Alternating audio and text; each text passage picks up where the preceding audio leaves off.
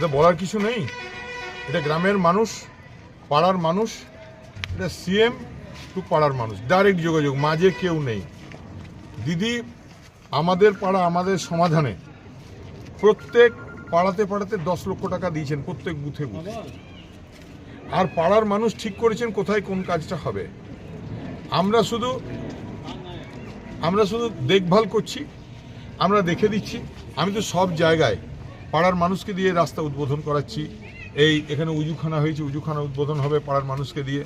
আমরা স্কুলের উদ্বোধন করেছি, ওখানকার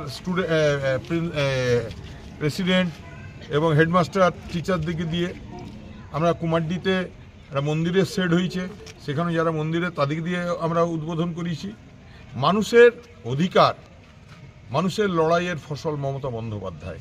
তিনি মানুষের হাতে ক্ষমতা দিয়েছেন, মানুষ প্রত্যেক বুথে বুথে 10 লক্ষ টাকা করে কাজ পাচ্ছে। মানুষ খুশি, আমরাও খুশি, তাই তো? এখানকার কাজগুলো কেমন হয়েছে? এর কাজ খুব সুন্দর হয়েছে।